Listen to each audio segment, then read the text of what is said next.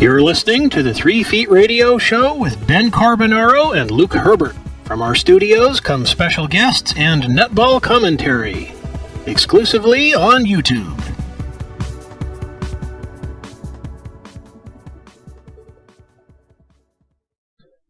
Good morning, listeners, and welcome again to the 3 Feet Radio Show. In what is an exciting week being ANZ Championship Grand Final week. Joining me in the studio is my co-host, Luke Herbert. G'day, Luke. G'day, Ben, and we are aiming towards looking at the grand final in this show, although we do have another exciting guest in the studio. So, Ben, introduce our guest to the listener. Our will and joining us today is Queensland Firebirds defender, Demelza McCloud. G'day, Demelza, how are you? G'day, guys. I'm great, thank you. Let's get things going. Just looking ahead to the grand final, it's obviously a big week, grand final week. Is there anything different that you usually do when it comes to grand final week? Oh, I think it's the old cliche, isn't it, guys, that you don't change anything that's worked for you to get you into this position in the first place. And Gutsy sort of spoke to everybody in the change room after the game on Monday night and just reminded us to enjoy the week and all the hype and the lead up, but making sure also that we keep it in check and harness all of that so that we're not exhausted by the time the weekend comes. So for me personally, I'm an old hat. I'm number 13 of grand finals for me, so I'm not too overwhelmed by it, but it's definitely very exciting. And what are your previous memories of playing in grand finals? Oh, well, of course, we've got last year where that, the sting of the last few minutes of the 2013 championship slipping out of our hands in Adelaide, but then I haven't had too many positive ones, guys, in all honesty, and this is about my 4th or 5th National League Grand Final, and I played a few with Adelaide and in the old days against Melbourne and Sydney, and copped some toweling ups, to be completely honest, and then a couple of close ones. So I do definitely know what it feels like to be on the downside of a premiership, and I've only ever won the one in actual fact in my whole career, so I'm looking forward to hopefully our team taking the chocolates on Sunday. Demelza, the Firebirds got into the grand final on the back of a pretty solid preliminary final performance with a win over the Magic. What was it that were identified as the positives by Rose Jenke, your coach? Oh, it was just the fact that we could battle it out for the 60 minutes, and the Magic absolutely threw everything at us. On Monday night, they kept coming, and we'd slowly get a lead out, and then they come back. And the big positive for us was just that tenacity in defence by everybody to work their players solidly all over the court, and then to treasure our ball and attack. We did well with our centre pass conversions, but we weren't so great with our turnovers. So we just have to make sure that when we've got the ball in our hand, we use it. But generally and definitely, it was just that tenacity all over the court in that defence. And just a sort of general follow-up question here. Do you think it's fair to say that the teams that are most consistent or play the most consistent are the ones that win the grand finals?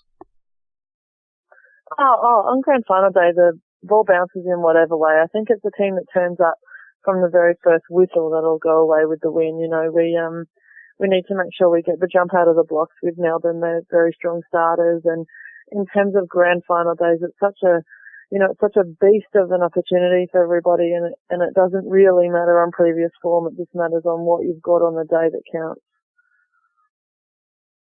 It's the 4th time you've faced the Vixens this year, Demelza. What is it that you've taken out of each of those? Obviously, you've had one win and a couple of losses, but what is it that you take out of those looking ahead to Sunday? Oh, we definitely take out of it that Melbourne come firing out of the blocks. They start their quarters very well, and in all the games that we've played against them, they've completely ran away with the first quarter. So we need to make sure that we're on our game from the first. And they're very physical, and we don't want to be pushed around by them. We want to make sure we stand up for ourselves and use the ball wisely, but protect our body and protect the ball and stand up to their fierce competitive nature as well. So what we've learned is that we were a bit wasteful, and we've probably played a bit conservative against them as well, letting them sort of get into our heads, and also we played defensively protectively. But it was, if anyone saw the game on Monday night, it was great to see Gabby and Laura and those guys taking some risks out on court and hunting the ball down, and we definitely need to do that as well come Sunday. Just switching gears here, but staying with the game of netball, just for our younger listeners who may be tuning in, can you tell us about the major differences when it comes to learning how to play goal defence and goalkeep? Oh, for sure. I think with in goalkeep, you've got to really work a little bit on your short, sharp footwork and your understanding of movement in the small space, and a lot more contesting of the ball in the air, and you get to see the court from that full angle, so you want to read the play a bit more as it comes down, so you can pick up where to go out and have a hunt and where to stay in the box and protect that post. Whereas out at goal defence, it's, you know, a lot more, you need a bigger engine. It's quite a aerobically taxing position, and you need to be able to use, you know, have repeat efforts, and depends on what sort of style you're playing as well. You know, over here in Australia, our goal defence on the one-on-one game needs to do so much groundwork at blocking and sort of keeping the player out of the circle, whereas in the Kiwi game, it's more about sort of tracking and having an eye on your opponent, but also where the ball is. So I think that the biggest difference is you need to be a lot fitter to play goal defence than you do if you're just a goalkeeper. But at goalkeeper, you need to make sure that you've got really short, sharp footwork and you can attack the ball in the air. You've obviously played on both sides of the Tasman, Demelza. Would you say you've got a bit of a combination of both styles in your game, personally? Yeah, I'd like to think I've adapted the best of both worlds into what I do. You know, sometimes the question is asked that perhaps I've lost some of my Australian style, but I don't think that's the case. I just think that I've had the blessing and the benefit of being able to know and understand, you know, what makes the Kiwis so great at what they do with how they see the ball and how they set up things for each other. And, you know, they work in a unit, and they combine, you know, the circle defenders combine beautifully within the courts, and then they create magic and make things happen. And at the same time, you know, over here we're all about grinding down our opponents directly and then seeing what happens from there. So I think that I've been able to blend the two, and it's definitely made me enjoy the game for as long as I've been in it. Well, it sounds like the knowledge and experience you've gained from the game of netball on both sides of the Tasman is going to be very valuable, and it will be also after you eventually stop playing, because it could open doors to coaching. But moving along away from, you know, the possible future, how are things going with your business Pro Exposure, and what sort of projects have you been working on recently in the field of street activity or promotional sampling? Oh, well, you guys and I, we had great chats about the business last time, but unfortunately, it took a bit of a downturn last year while I was focusing on diamonds and everything up here in Queensland. So I've, put the business to the side slightly for this year, and I'm working, with the Queensland Academy of Sport, still doing, media communications and some events. So we've got a little event to send off the Commonwealth Games athletes from Queensland next week, and I'm working on that, and then lots of other good news stories that come out of elite sport in this fantastic state, which on days like today, which is very exciting with Game 2 of the State of Origin coming up, it's a good place to be, and hopefully tomorrow it's not a sad place to be. And then, of course, with all the amazing athletes who are getting ready to go to Glasgow, it's a really awesome time to be involved in sport up here.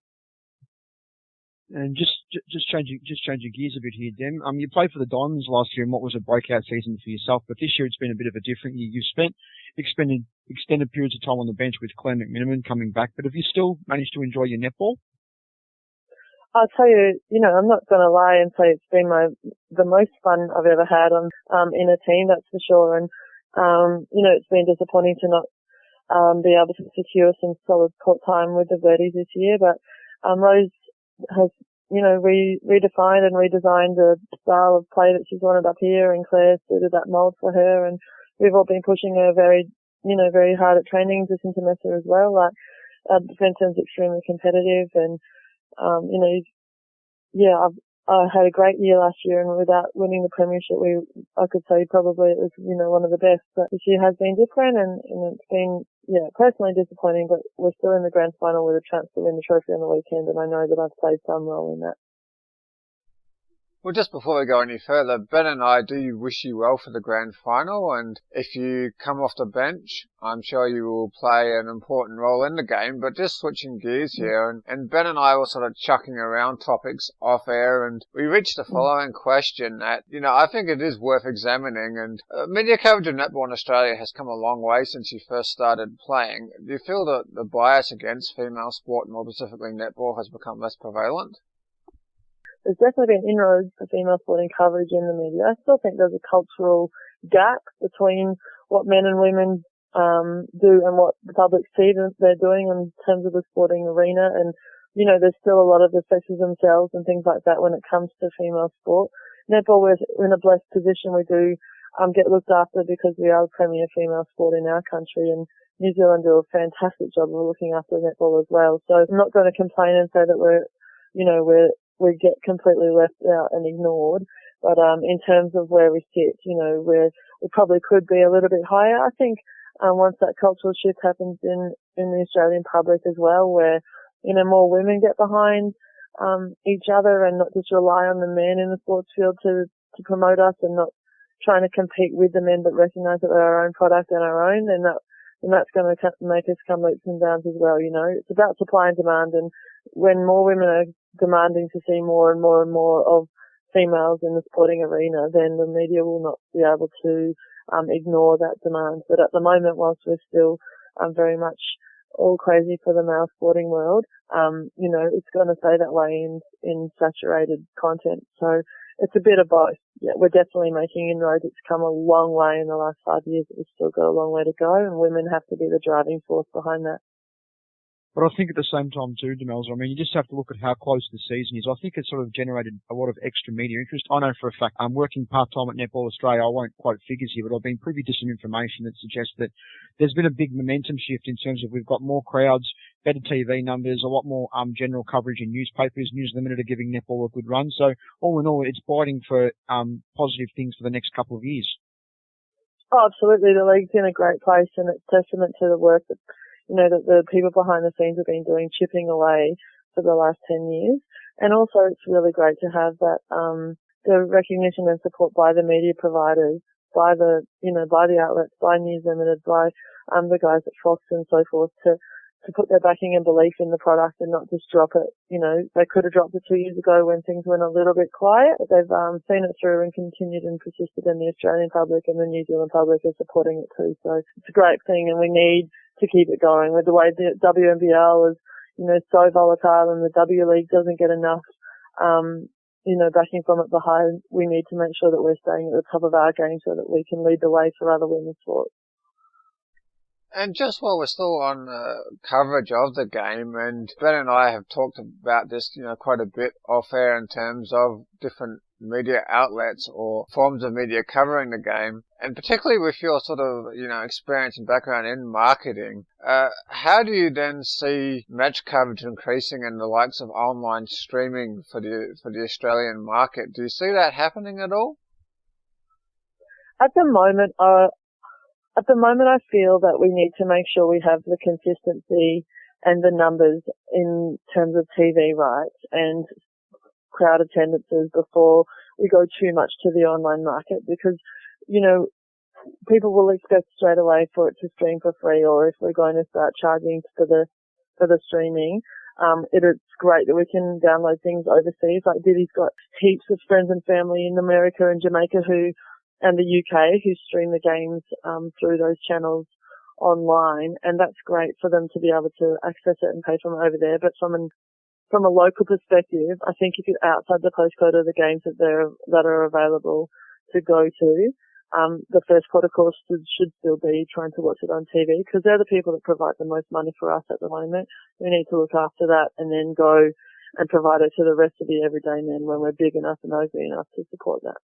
Yeah, and just back on the grand final, Demelza, should you be called on, what sort of a role could you see yourself playing coming up against the Vixen Shooters?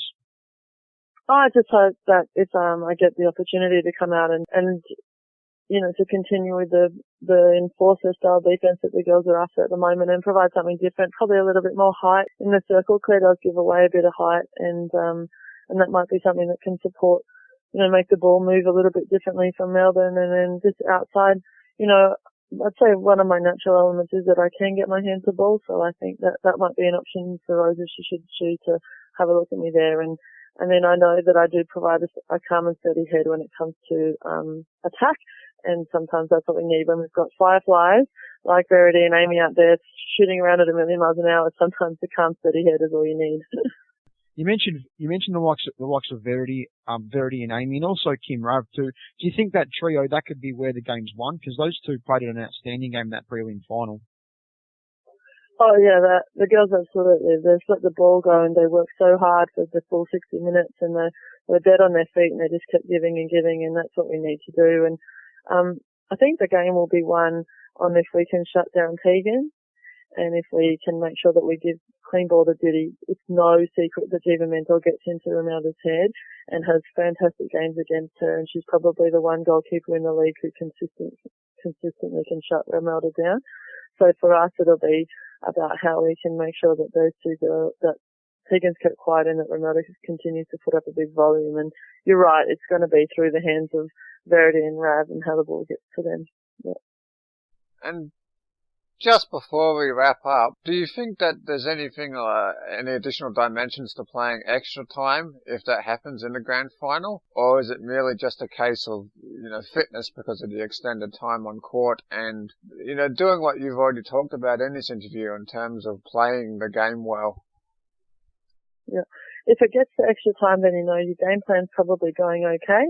So you wouldn't want to stray too far from it. But I do think that you need to be able to take a couple of risks and punch it out. So that's what happens. That's what's going to come about should the game get to that wire, is who's going to have the courage to be able to take some risks and make something happen when it's been a stalemate for 60 minutes. And fitness comes into it, but everyone's on the same level. If you're in the grand final, both teams have got the same amount of skill levels in fitness, so it's not going to be too much that. It's going to be more about who's prepared to take the risk and show some courage and do something exceptional to get the team over the line. All right, Demelza, thanks very much for joining us on the show today, and good luck for Sunday. Guys, have a good day. You've been listening to the 3 Feet Radio Show with Ben Carbonaro and Luke Herbert. Tune in next time for more special guests and netball commentary exclusively on YouTube.